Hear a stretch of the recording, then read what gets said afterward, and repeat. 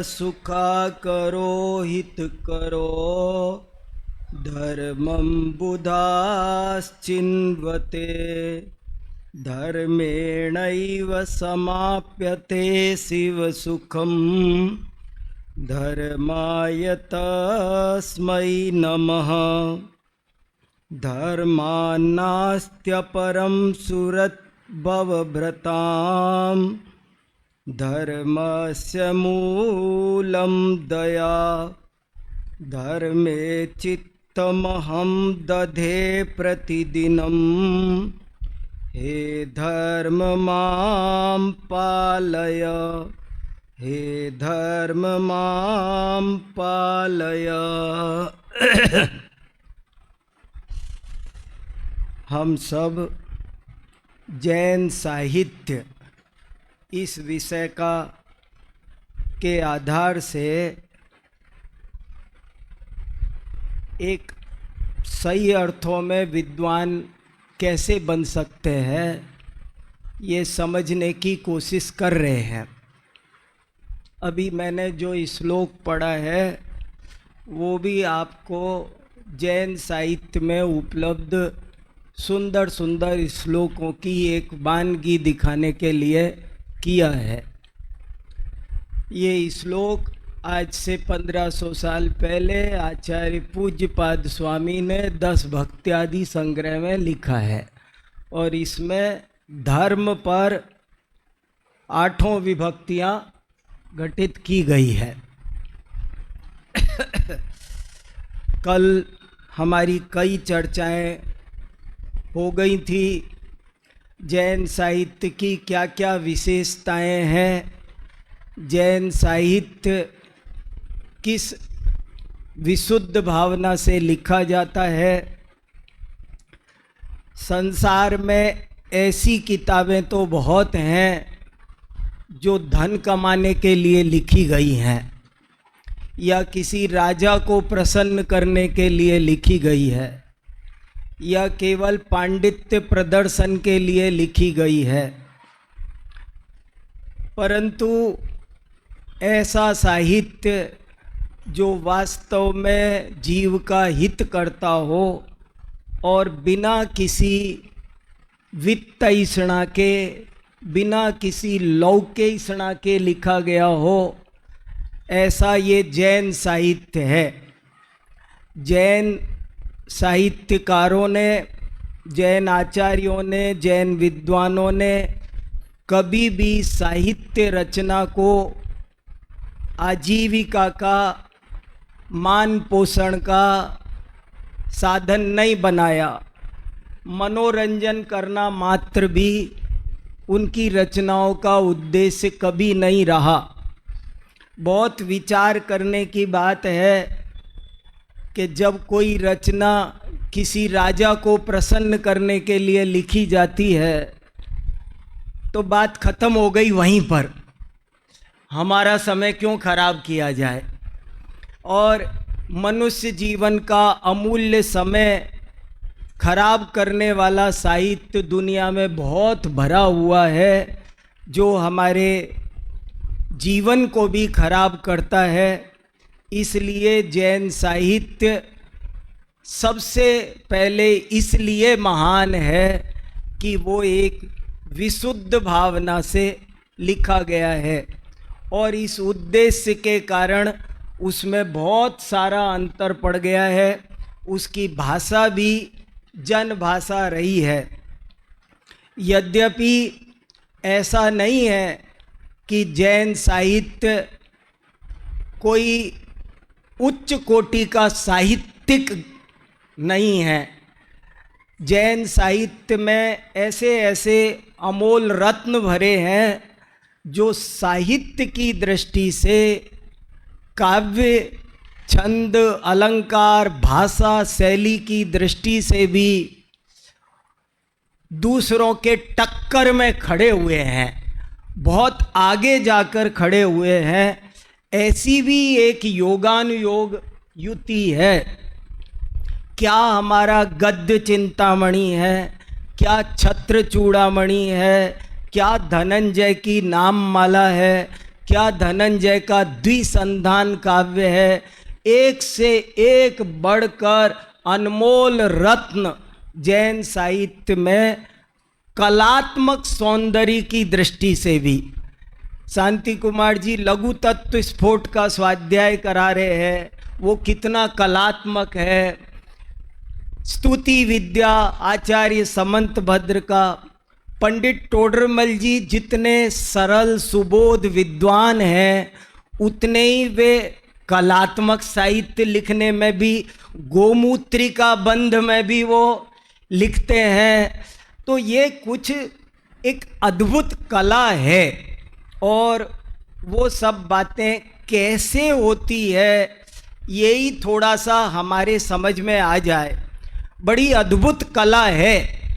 एक व्यक्ति विद्वान बनना भी चाहता है और नहीं भी बनना चाहता है, एक धर्म का प्रचार करना भी चाहता है और नहीं भी करना चाहता है, एक अच्छा लेखक बनना भी चाहता है और नहीं भी बनना चाहता है।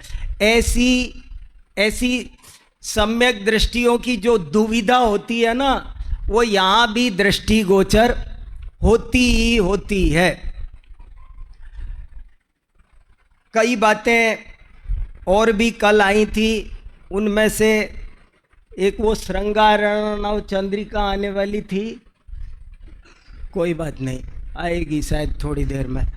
और एक दूसरी इसकी चर्चा मैंने की थी, ये चतुर चितारिणी नाम का ग्रंथ है, पंडित दौलत राम जी ने लिखा है और अब तक अज्ञात था। एक दिन मैं धर्मपुरा के ग्रंथ भंडार में पांडुलिपियों को अलट पलट कर रहा था, तो ये एक रचना मिली चतुर चितारिणी। लेखक का नाम लिखा था दौलत राम कासलीवाल। मैंने कहा अरे ये तो कहीं उनके परिचय में किसी इतिहास ग्रंथ में उनकी 19 रचनाओं में ये नाम आता ही नहीं है। तो मैंने इस रचना को वहीं पर उसकी जीरोक्स करा करके सोचा कि इस पर काम किया जाए, और फिर इसका संपादन किया और हिंदी में अनुवाद कर दिया।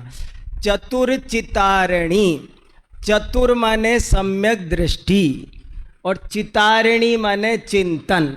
सम्यक दृष्टि क्या सोचता है ये बात इसमें बहुत अच्छे से छोटे छोटे दोहों में बताई गई है।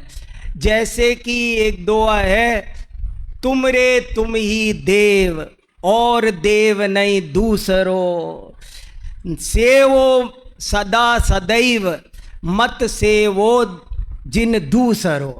कोई जैसे दादा दो तरह का भगवान लिखते हैं ना, इस एक दोहे में दो तरह के भगवान की चर्चा आ गई। ऐसे और बहुत सारे रत्न हैं जिनकी चर्चा हमको आएगी। मैं जैन साहित्य की कुछ बातें आपको बताई थी, थोड़ी सी बातें और जो हमारे उसमें पॉइंट्स बचे थे उनको और आपको थोड़ा दिखाता हूँ, और मेरी जो भावना है उसे मैं और थोड़ा स्पष्ट करके आपके सामने फिर से रखता हूँ। मैंने कल ये बात कही थी, हम सभी विद्यालयों के यहाँ विद्यार्थी हैं। दादा का स्वप्न था कि हम कालजयी विद्वान बने, श्रेष्ठ विद्वान बने, और कितने ही लोगों को ये भी बात पचती नहीं है। पंडिताई सिखा रहे हो क्या, विद्वान हमको क्या। मेरा मतलब सिर्फ इतना सा है कि समझदार बने। अगर मैं इसी शब्द को कह दूं ना कि हम ज्ञानी बने तो किसी को कोई तकलीफ नहीं होगी, और मैं कह रहा हूं विद्वान बने तो कितने ही लोगों को तकलीफ होगी। अरे मेरा कहने का मतलब कोई दुनिया की दृष्टि में आप विद्वान बनो ये मैं नहीं कह रहा हूं। अभी तो मेरा ये कहना है कि हम सही अर्थों में विद्वान बने, जैन दर्शन के सच्चे ज्ञाता बने। जैन दर्शन कैसा है, जैन साहित्य कैसा, ये वीतरागी संतों ने, वीतरागी मुनिराजों ने ये विविध प्रकार के शास्त्र, सैकड़ों प्रकार की विद्याएं क्यों लिखी। कल आपको बहुत सारी विद्याएं मैंने दिखाई और उन विद्याओं के ग्रंथ भी बताए। कई बार क्या होता है कि हम ऐसे ही कहते रहते हैं कि जैन आचार्यों ने केवल धर्म दर्शन पर नहीं लिखा है, बल्कि जीवन किए हर विषय पर लिखा है। तो ये बात हमारी केवल जबानी जमा खर्च न रह जाए, इसलिए मैंने डाटा कलेक्ट किया कि किस विषय पर कौन सा ग्रंथ है और आपके सामने रखा कि भैया देखो, संगीत पर ये ग्रंथ हैं, गणित पर ये ग्रंथ है, समाज शास्त्र पर ये ग्रंथ है, लक्षण शास्त्र पर ये। तो वो मैंने सब बताए। कल कोई प्रश्न पूछ रहा था बाद में कि जैसे यहाँ पर लिया कि धर्म में आपने धर्मामृत लिया, दर्शन में आपने षटखंडागम लिया, तो ये षटखंडागम गणित में नहीं आएगा क्या? तो मैंने उत्तर दिया था, ये प्रधानता की अपेक्षा से है। और मैं एक गहरी बात यही कहना चाहता हूं कि सारे ज्ञान परस्पर आबद्ध हैं। एक छोटी सी कहानी लिखनी होगी ना, कहानी लिखना ऐसा कहते हैं, बच्चों के लिए लिखते हैं कहानी। मैंने कहानी पर एक लेख लिखा है, उसकी पहली पंक्ति है, कहानी बच्चों के लिए भले लिखी जाती हैं, पर कहानी लिखना बच्चों का खेल नहीं होता। कहानी लिखने के लिए बहुत प्रौढ़ विद्वत्ता चाहिए। आप जो कहानी लिख रहे हैं ना, उसमें जिस राजा का उत्थान पतन बताएंगे, जिस महल का चित्रण करेंगे, जिस नगर का वर्णन करेंगे, तो वो सब भी विद्याएं हैं ना। वो राजा कैसे राज्य करता था, उसकी समाज व्यवस्था कैसी थी, नीति, वो अगर नहीं लिखेगा तो वो कहानी बेरस हो जाएगी। कहानी में खट्टे की जगह मीठा और मीठे की जगह खट्टा स्वाद आने लगेगा। सारे ज्ञान परस्पर बहुत गहराई से आबद्ध हैं, ऐसा ही स्वरूप है। आप अकेला एक विषय पढ़ना चाहोगे तो हम स्वयं भी बात को अच्छी तरह नहीं समझ पाएंगे, ये मेरा कहना है।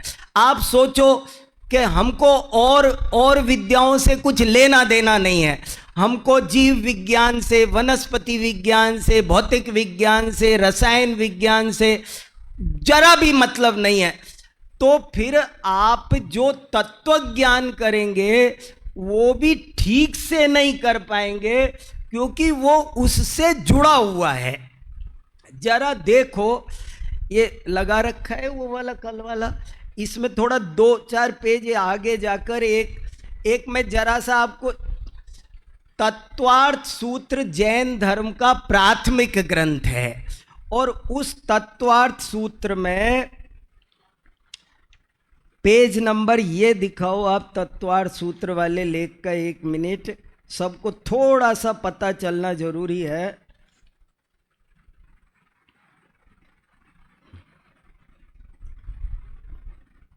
तत्वार्थ सूत्र वाला लेख है ना ये,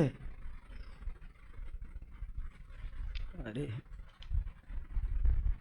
ज्ञानावरण कब उदय में आ जाएगा पता नहीं चलता है। देखो पेज नहीं आई, तीन आगे है, मैं खोज रहा हूँ आगे। झट से हो तो जो नई नज़र में आना है ना, तो सामने रखी चीज दिखती नहीं है। पेज नंबर 53 पर जरा सा दिखा दो, दिखाना बहुत जरूरी है। तत्वार्थ सूत्र सबसे पहले स्वाध्याय करने का ग्रंथ है, और मगर उसमें देखो किस तरह से सारे ज्ञान परस्पर आबद्ध हैं। आपको थोड़ा सा झलक, तत्वार्थ सूत्र में विविध शास्त्र, तत्वार्थ सूत्र में धर्म शास्त्र भी है। मैंने अलग अलग सूत्र दे रखे हैं एक एक के, धर्म शास्त्र, दर्शन शास्त्र, न्याय शास्त्र, आचार शास्त्र, समाज शास्त्र, इसमें भी वही बात ध्यान रखना, फिर कोई दिक्कत ना हो जाए। जैसे कल एक प्रश्न आया था ना, धर्म और दर्शन में क्या अंतर है। सिर्फ किसी ने कहा, आपने कहा आचार का नाम धर्म है और विचार का नाम दर्शन है। मैंने ऐसे नहीं कहा था, यही पकड़ने का फर्क पड़ता है। मैंने बोला था धर्म आचार प्रधान होता है और दर्शन विचार प्रधान होता है। फर्क समझ में आया दो वाक्यों में। एक वाक्य है कि धर्म आचार है और दर्शन विचार है, जबकि मैंने ऐसे नहीं कहा, धर्म आचार प्रधान है।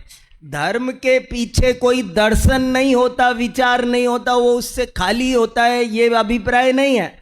और दर्शन का कोई धर्म नहीं होता, ये मतलब नहीं है। ऐसे ही यहाँ जो रचनाएं दे रखी ना, वो ये इसमें क्यों नहीं आई, इसमें क्यों नहीं है, वो भी प्रधानता की अपेक्षा से ली है। कोई हार्ड एंड फास्ट रूल नहीं है कि षट खंडागम को दर्शन में ही क्यों लिया, गणित में क्यों नहीं लिया। जय धवला को मनोविज्ञान में लिखा है मैंने कि जय धवला मनोविज्ञान।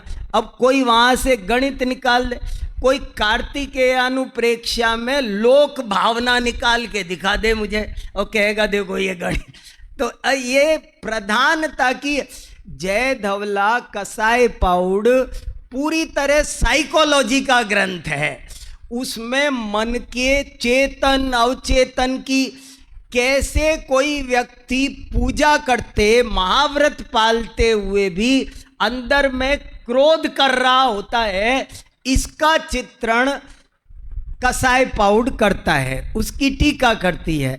इसलिए तो धर्म कल भी ये बात भी कही थी कि जब कोई दो चीजों में अंतर बताया जाए तो एक अपेक्षा से उनमें कोई अंतर नहीं होता। धर्म दर्शन न्याय, इस पर एक लेख है इसमें छोटा, धर्म दर्शन न्याय में अंतर।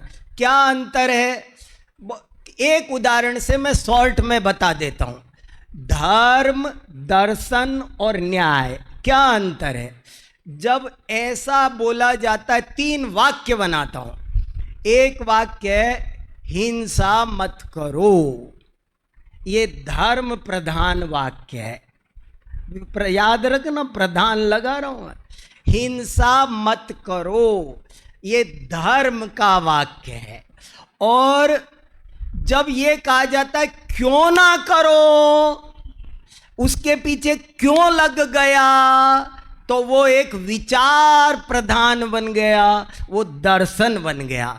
न्याय कब बनता है, अगर कर दूं तो मेरा क्या होगा, अगर वो ना करेगा तो क्या होगा, वो करेगा तो क्या होगा। एवं चेत एवं स्यात्, उसकी जो परस्पर विरुद्ध प्राबल्य दौर्बल्यावधारणाएं प्रवर्तमानो विचार होगा, वो उसकी न्यायपना होगा उसका।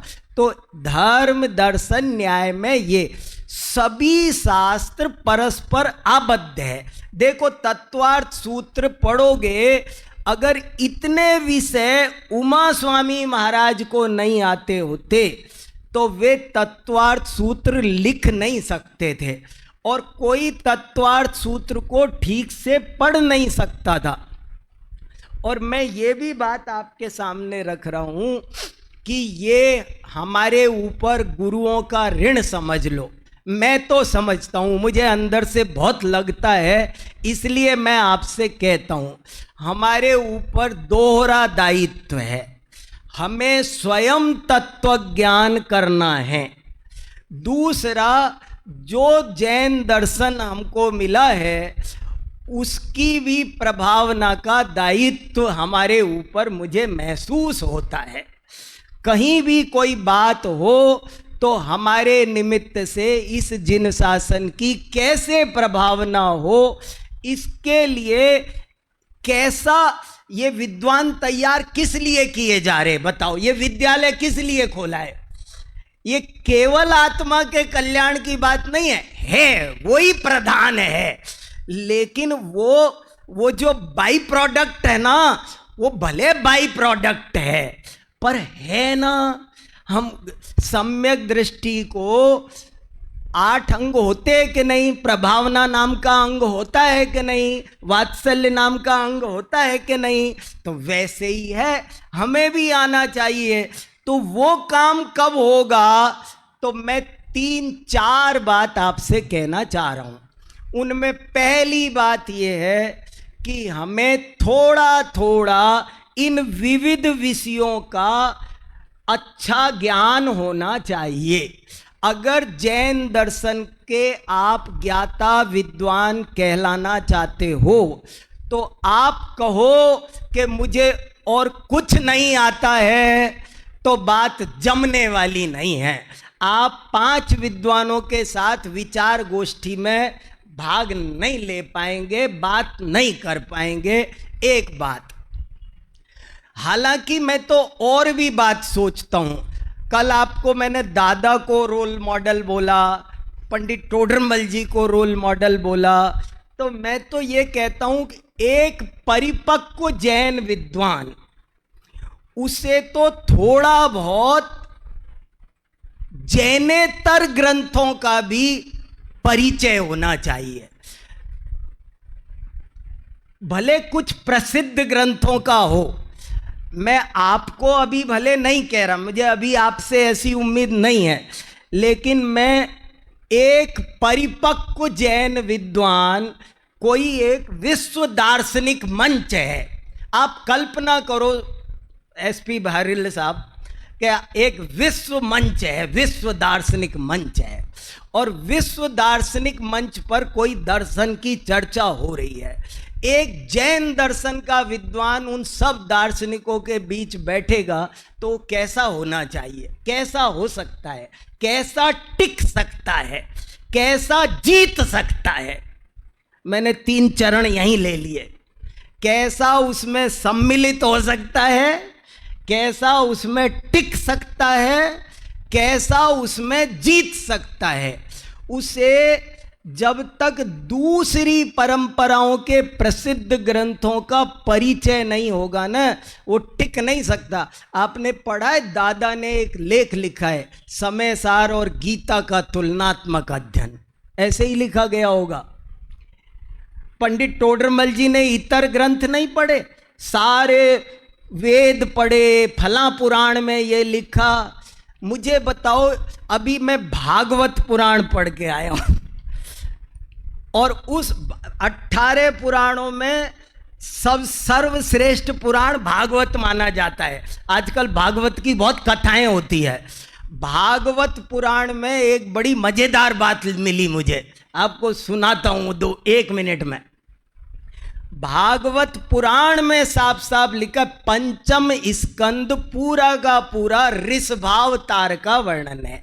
भागवत पुराण की पूरी विषय वस्तु यह है कि विष्णु ने समय समय पर 24 अवतार लिए हैं, और उन 24 अवतारों में एक अवतार का नाम है ऋषभदेव।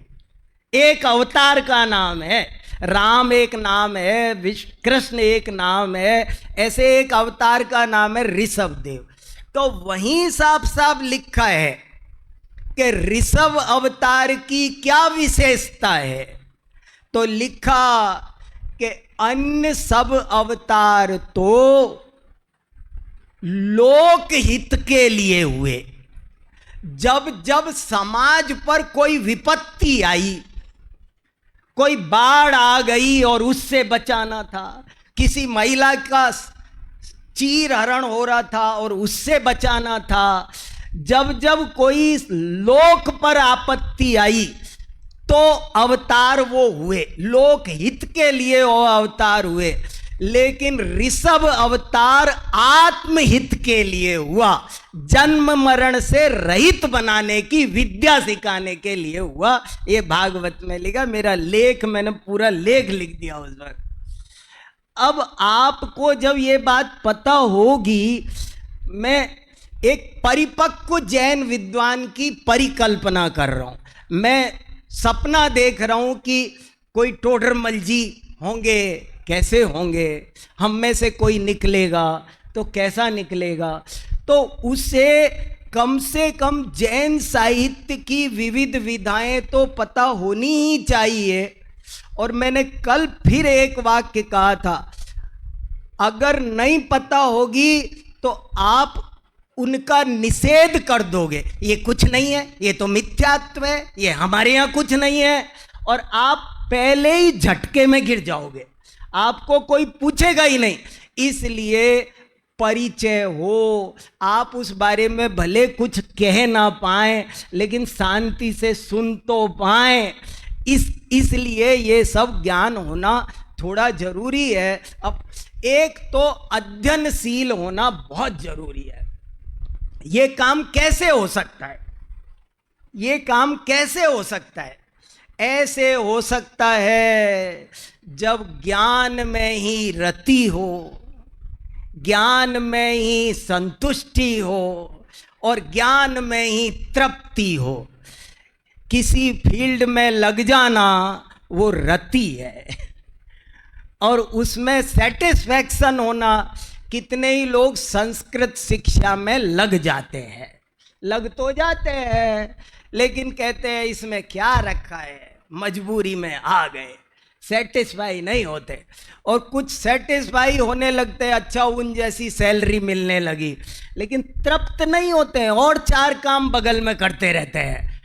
तो जो इसमें रत हो, इसमें संतुष्ट हो और इसमें तृप्त हो, बहुत अध्ययनशील होना चाहिए, बहुत गहरा अध्ययनशील होना चाहिए। मैं कभी कभी एक उदाहरण देता हूं, काल्पनिक ही है। अक्षपाद का नाम अक्षपाद क्यों पड़ा? एक ऋषि हुए हैं, उनका नाम, मूल नाम था गौतम। गौतम ऋषि थे, न्याय दर्शन के प्रवर्तक, लेकिन उनका नाम पड़ गया अक्षपाद। अक्षपाद नाम क्यों पड़ गया? क्योंकि वे अध्ययन के बहुत शौकीन थे, और इतने शौकीन थे कि एक दिन पढ़ते जा रहे थे और कब पढ़ते पढ़ते चलने भी लग गए, पता ही नहीं चला। चलते चलते जंगल पहुंच गए, पता ही नहीं चला। गड्ढे में ही उतर गए जंगल में, पता ही नहीं चला। गहरी खाई थी, उतर गए, फिर भी साहब पढ़ रहे हैं। तो एक वन देवता प्रकट हुआ, और वन देवता कहता है, ओहो, मैंने मेरे जीवन में आज तक ऐसा पढ़ाकू नहीं देखा, ये तो कमाल हो गया। वो प्रकट होके कहने लगा, आपके दर्शन करके मेरा धन्य हुआ, मैं इस वन का देवता हूँ, आप कोई वरदान मांगो, आपको कुछ दे दूँ। तो वो कहने लगे, डिस्टर्ब मत करो पढ़ने दो। अरे नहीं, आपको कुछ देकर मैं मेरा जीवन सफल करूँगा, आप कुछ इशारा दे दो। आज आपकी कोई न कोई सेवा करनी है मुझे, मैं कुछ ऐसी वैसी चीज़ दूं जो आपके काम की नहीं हो, इससे बढ़िया जरा सा संकेत मिल जाए। तो उन्होंने उत्तर दिया कि तुम्हें कुछ देना ही है तो ऐसा करो, मेरे पैरों में 2 आँखें लगा दो।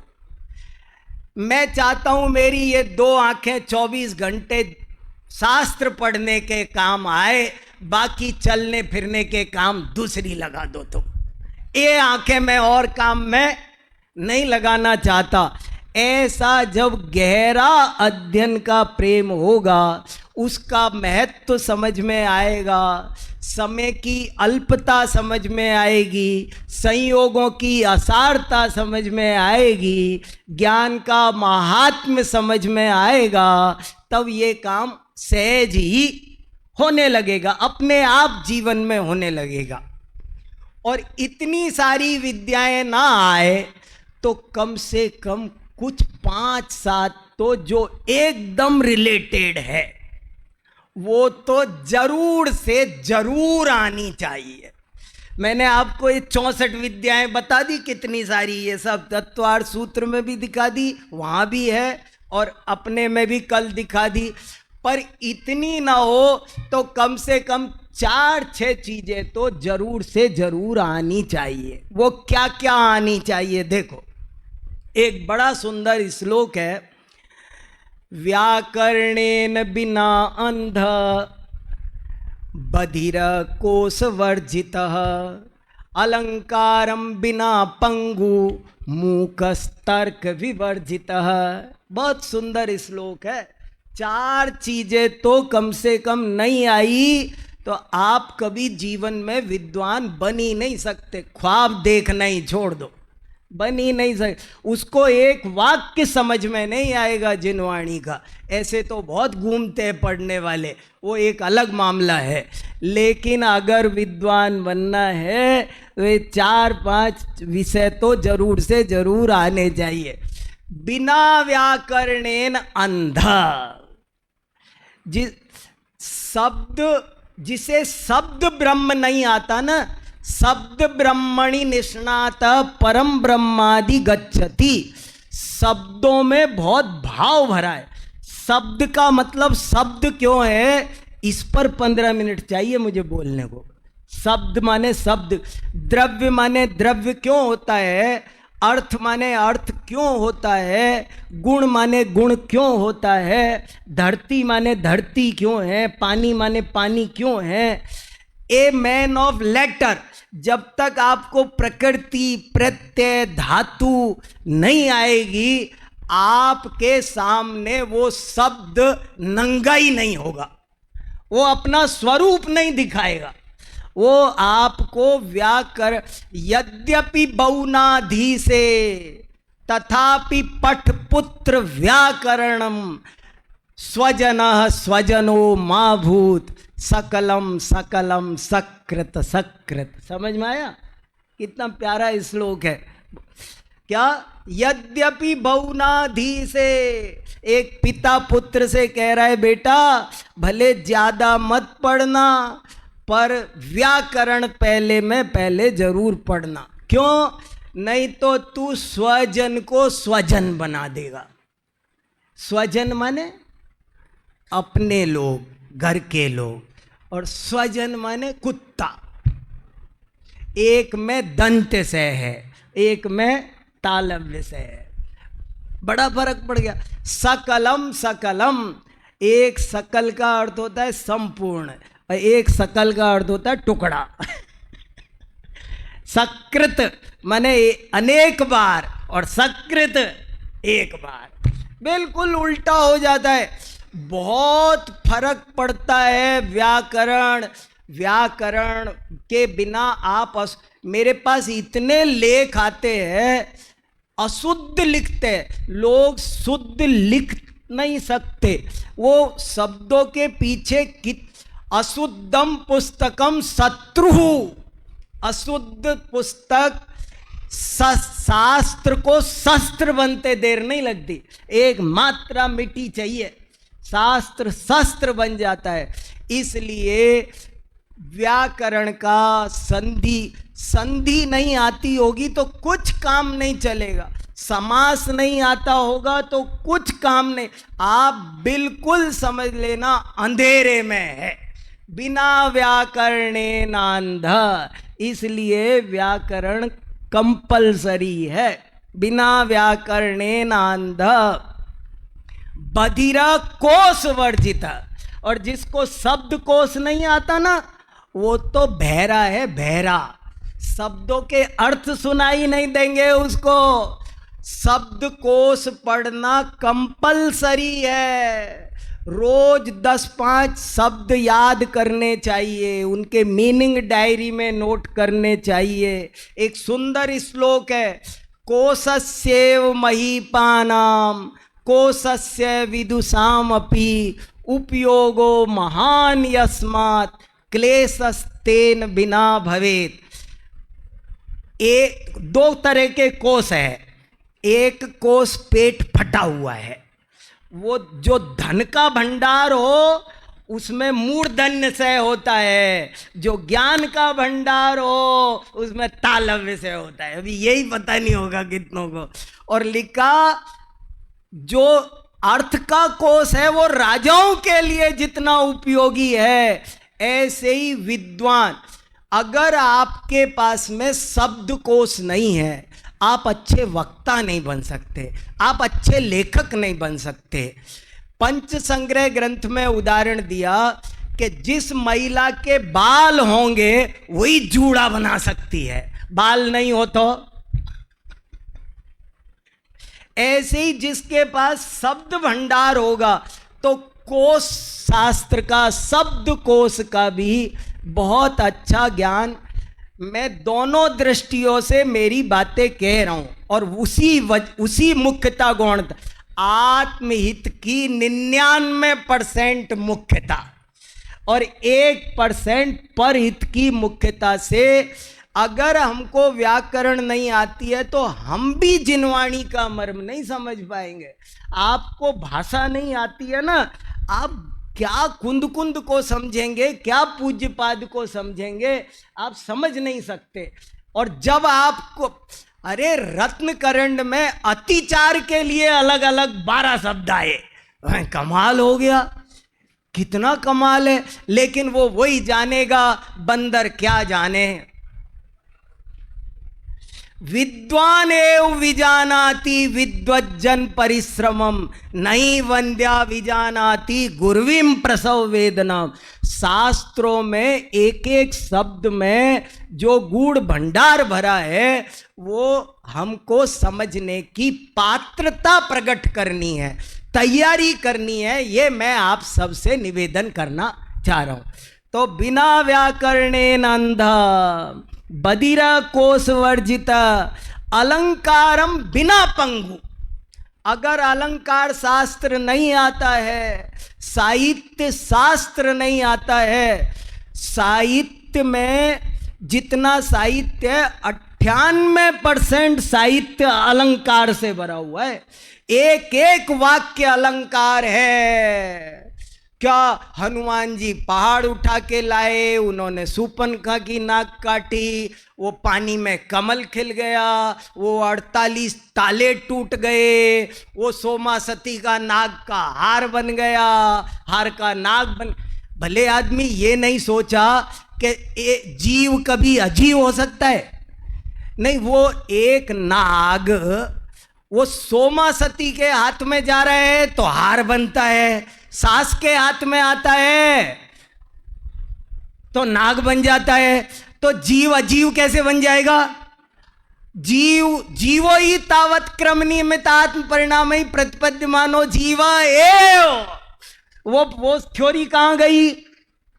मगर अलंकार नहीं, साहित्य शास्त्र नहीं आता, वो आदमी पंगु है, लंगड़ा लंगड़ा लंगड़ा पंगु है।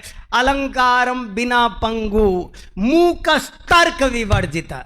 समंत भद्राचार्य सारी दुनिया में जाते थे, बड़े बड़े शास्त्रार्थों में सम्मिलित होते थे और अनिवार्य रूप से विजय होती थी। क्या कारण है? ये कारण है कि वहां ये विद्या भी आती थी। तो ऐसे और बहुत सारी बातें हैं, पर एक तो पॉइंट ये कि हम सब विद्याओं का थोड़ा सामान्य, जैसे किसी विशेष अंग का विशेषज्ञ डॉक्टर बनना हो तो भी सामान्य शरीर विज्ञान आना उसे जरूरी होता है। ऐसे ही जैन दर्शन में आप चाहे कर्णान योग के विद्वान बनो, चाहे अध्यात्म के बनो, पर पूरी एक जो जैन सिद्धांत साहित्य की संपदा है उससे परिचय होना जरूरी है। और फिर दूसरा, सबसे ज़्यादा ना हो तो कम से कम 4-5 विषयों से तो बहुत ही गहरा नाता है जो उस अर्थ का उद्घाटन करते हैं, तो उनसे भी हमें परिचित होना बहुत जरूरी है। और ये काम कब हो सकता है? तो मैं एक बात और कहता हूं, एकयापि कलया विशुद्धया। अगर कोई एक भी ग्रंथ, अगर कोई एक भी ग्रंथ का मास्टर, माने मास्टर चाहिए मुझे। मैं कई दफे इंटरव्यू में पूछता हूं, तुम अपना एक फेवरेट ग्रंथ बता दो, और फिर मैं उस ग्रंथ के बारे में आपसे जो पूछूंगा ना वो उत्तर देना पड़ेगा, फिर नहीं लौट सकते। तो लोग एक ग्रंथ भी पूरा नहीं पढ़ रहे हैं। मैं कहता न्याय दीपिका रट जाओ, मैं गारंटी दे रहा हूं आप न्याय शास्त्र के प्रकांड विद्वान बन जाओगे। लेकिन न्याय दीपिका में फिर ये लाइन तो मुझे नहीं आती, वो तो मुझे नहीं आती, ये असाधारण धर्म नहीं आता, ये नहीं चलेगा। वो फिर सब आना चाहिए। वो उसमें कोई एक भी ग्रंथ, यदि कोई तत्वार्थ सूत्र को पूरा पढ़ेगा, कोई समय सार को पूरा पढ़े, कोई महापुराण को पूरा पढ़े, तो उसे व्याकरण, अलंकार, ये जो मैं बोल रहा हूं ना, विविध विद्याएं, वे सब उसको आ जाने वाली है। तो ये विद्याएं आनी चाहिए। और अंत में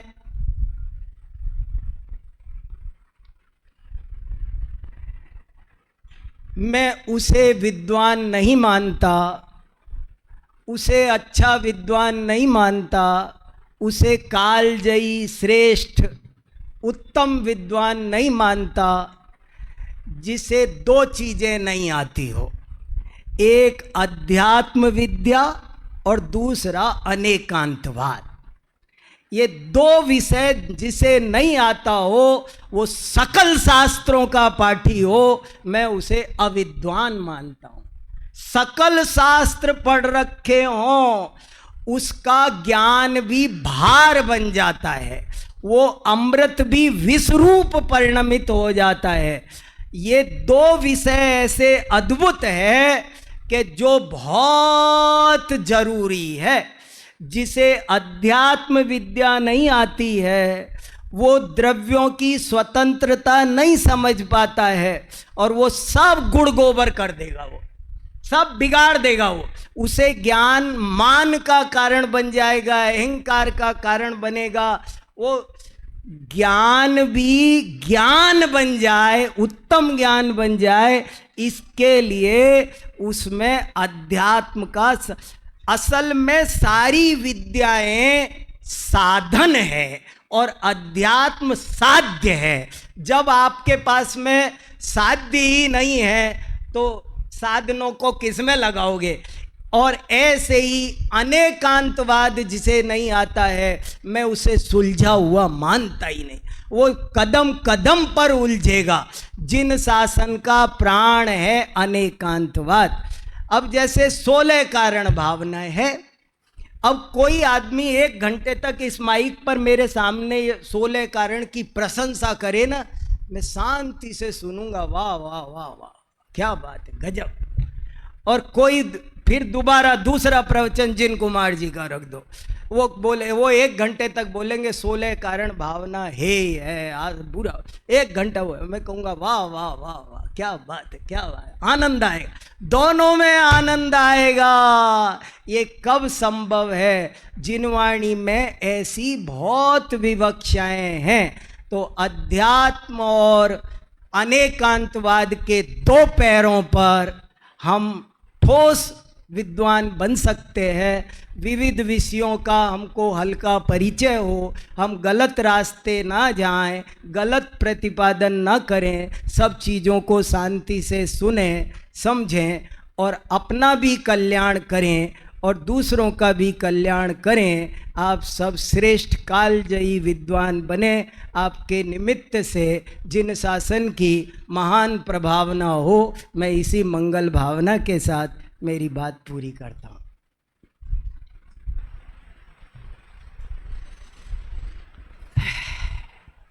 कालजयी विद्वान बनने के क्रम में हमें किन विषयों पर ध्यान देना है और हमारा क्या उद्देश्य रखना है, उस पर मार्मिक